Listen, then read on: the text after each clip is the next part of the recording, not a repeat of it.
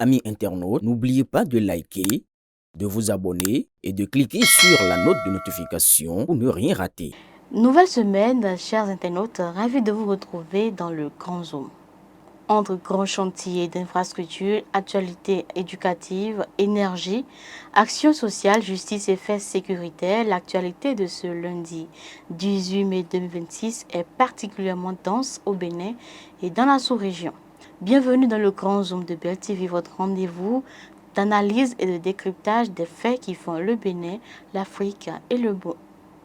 Bienvenue dans le Grand Zoom de Bell TV, votre rendez-vous d'analyse et de décryptage des faits qui font le Bénin, l'Afrique et le monde. Tout de suite, les grandes lignes. CEP 2026, les numéros de table et centres de composition disponibles en ligne. À Parakou, le chantier du stade Omnisport entre en phase active. Une réforme électorale majeure promulguée par Bassirou Diomaye Faye au Sénégal. Décès de l'artiste ivoirien Abomey l'éléphant en Côte d'Ivoire. Place maintenant au développement de ces titres. Le chantier du stade Omnisport de Parakou entre en phase active. Le projet du futur stade Omnisport de Parakou, attendu depuis plusieurs années par les populations du Nord, franchit une étape décisive. Après la remise officielle du site aux entrepreneurs, les travaux préparatoires ont débuté avec le déploiement des équipes techniques et des engins lourds sur le terrain. Travaux en cours, défrichage, déracinement des arbres et nivellement du terrain marquent le lancement concret du chantier sous le regard attentif des autorités locales. Le complexe comprendra un terrain de football moderne avec éclairage aux normes internationales ainsi que des aires dédiées au basketball, au handball, au volleyball et au tennis. Le projet est conduit par la Société des infrastructures routières et de l'aménagement du territoire, SIRAT SA, avec un financement intégral de l'État béninois. Les travaux sont prévus sur une période de 21 mois avec une livraison espérée pour fin 2027. Cette infrastructure vise à renforcer l'offre sportive dans le nord du pays, à détecter les jeunes talents locaux et à permettre l'accueil de compétitions nationales et internationales. Le chantier pourra générer également des emplois directs et indirects pour la jeunesse de Parakou et des communes environnantes. CEP 2026, les candidats peuvent désormais consulter leurs informations en ligne. Les préparatifs du certificat d'études primaires CEP et examen clé du système éducatif béninois entrent dans une phase active. Il s'agit des numéros de table et les centres de composition qui sont désormais accessibles sur la plateforme officielle du ministère des Enseignements maternels et primaires. Les épreuves de l'examen se tiendront du 1er au 4 juin 2026 sur toute l'étendue du territoire national dans les 77 communes du Bénin. Les chefs d'établissement sont chargés de transmettre ces informations aux candidats et d'afficher les listes dans les écoles. Le CEP sera suivi du BEPC en fin juin, puis du baccalauréat en juillet dans un calendrier resserré. Le maintien des cantines scolaires est recommandé aux autorités communales pour soutenir les candidats pendant les épreuves. Le ministère met en garde les parents et les élèves contre les faux liens circulant sur les réseaux sociaux qui visent à récolter les données personnelles. Environ 250 000 candidats sont attendus cette année, un chiffre en hausse constante. Énergie, la SBEE annonce des perturbations et des travaux de maintenance.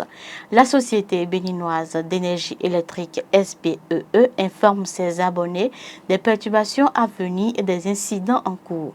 Des opérations de maintenance préventive sont prévues les 19 et 21 mai 2026 sur plusieurs postes électriques.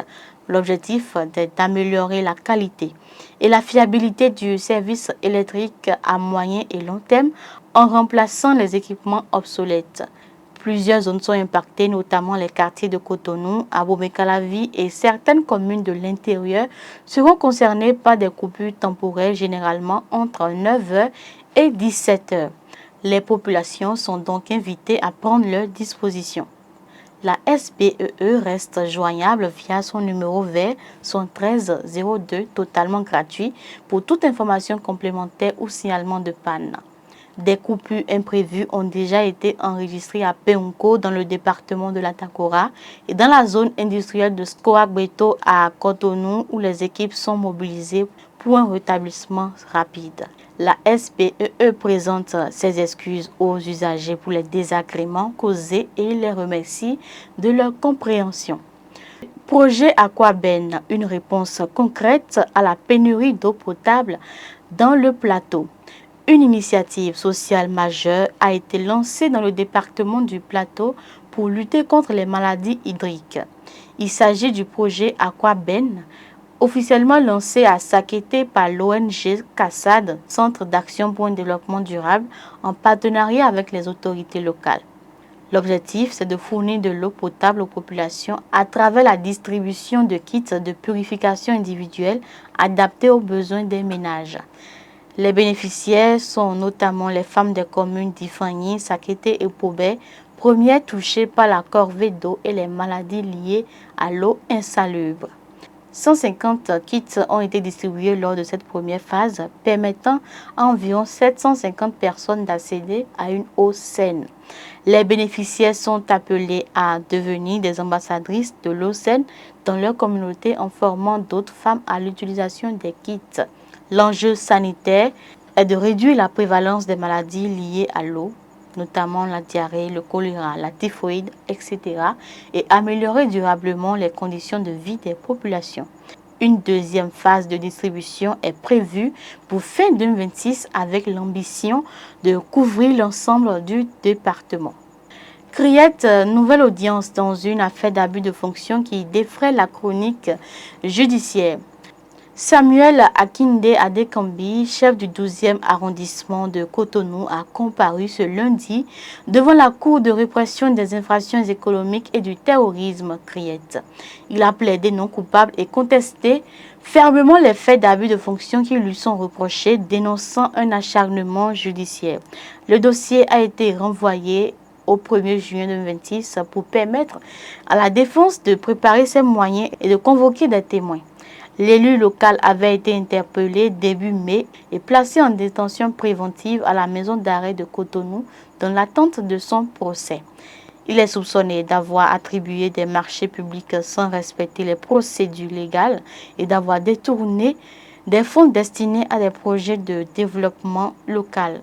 Les prochaines audiences prévues en juin devraient éclaircir cette affaire qui mobilise l'attention de l'opinion.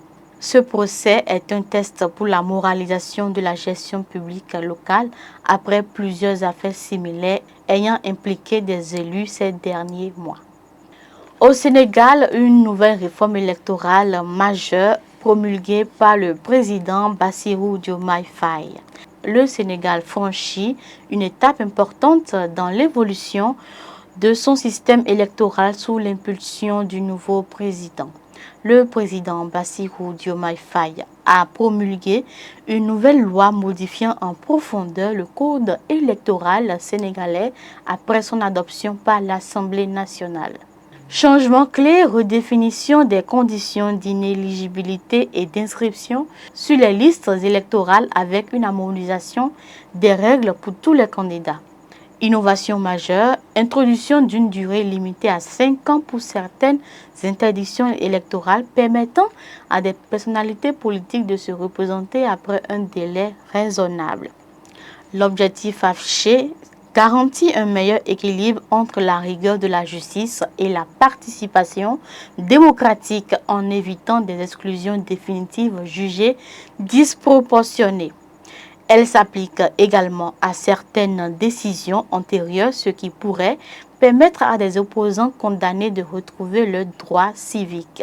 L'opposition salue une avancée démocratique, tandis que certains juges dénoncent une ingérence dans les décisions judiciaires. Cette réforme intervient à quelques mois des élections locales prévues pour début 2027. Sécurité, un recadre de l'État islamique neutralisé dans le bassin du lac Tchad.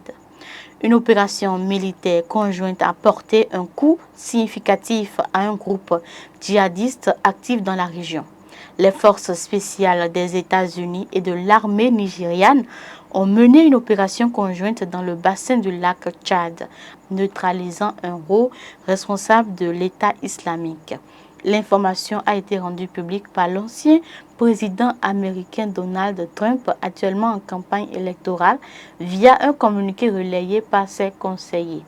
La personne neutralisée était un ancien membre éminent de Boko Haram, rallié à l'État islamique en Afrique de l'Ouest, et devenu cadre influent chargé de la coordination des attaques transfrontalières. Cette opération pourrait affaiblir temporairement les capacités opérationnelles du groupe, désorganiser sa chaîne de commandement et créer des dissensions internes. Des spécialistes de la sécurité estiment toutefois que cette neutralisation, bien que significative, ne suffira pas à éradiquer la menace djihadiste dans la région du Sahel et du lac Tchad.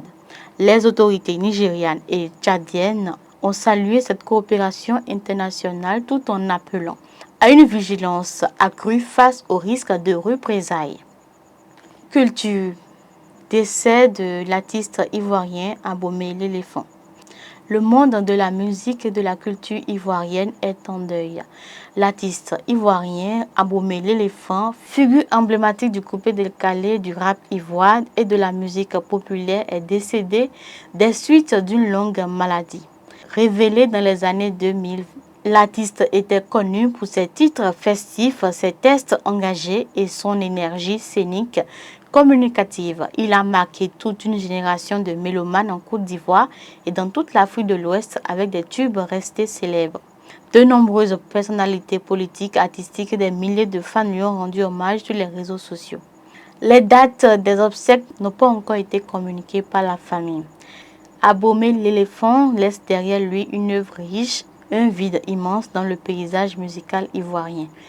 La rédaction du groupe de presse Le Béninois Libéré présente ses sincères condoléances à la famille éplorée, à ses proches et à tous ses fans. Fait divers de cette session à Koulékamé, un homme retrouvé sans vie dans un puits. Un drame terrible a secoué la commune de Koulékamé dans le département du Koufo, laissant la communauté locale sous le choc. Il s'agit d'un homme âgé d'environ 45 ans qui a été retrouvé sans vie au fond d'un puits traditionnel dans la localité de Nyondihoué. Selon les premiers témoignages recueillis par les autorités locales, la victime se serait donné la mort en se jetant délibérément dans le puits à l'issue d'une violente dispute conjugale. Une altercation verbale avec son épouse dont la nature précise n'a pas été divulguée aurait provoqué un profond désespoir chez l'homme. Les habitants de Nyondihoué, sous le choc, décrivent la victime comme une personne calme, discrète et sans histoire qui n'avait jamais manifesté de signes de détresse psychologique. Les forces de l'ordre et les autorités locales se sont rendues sur place pour effectuer les constats d'usage et ouvrir une enquête. Les circonstances exactes du drame restent encore à clarifier, notamment l'absence éventuelle de témoins directs de l'acte. Ce tragique événement relance le débat sur la santé mentale, le poids des disputes conjugales et la nécessité de renforcer les dispositifs d'écoute et de prévention du suicide encore trop rares dans les zones rurales. Le numéro vert psychologique 1520 est accessible 24 heures sur 24 pour toute personne en détresse. Entre développement des infrastructures sportives, défis éducatifs, actions sociales pour l'accès à l'eau potable, enjeux énergétiques, procédures judiciaires sensibles, réforme électorale en Afrique de l'Ouest, opérations antiterroristes et drames humains, l'actualité de ce 18 mai 2026 met en lumière les multiples réalités du Bénin et de la sous-région. Merci de votre fidélité au Grand Zoom de BEL TV et portez-vous bien. À demain.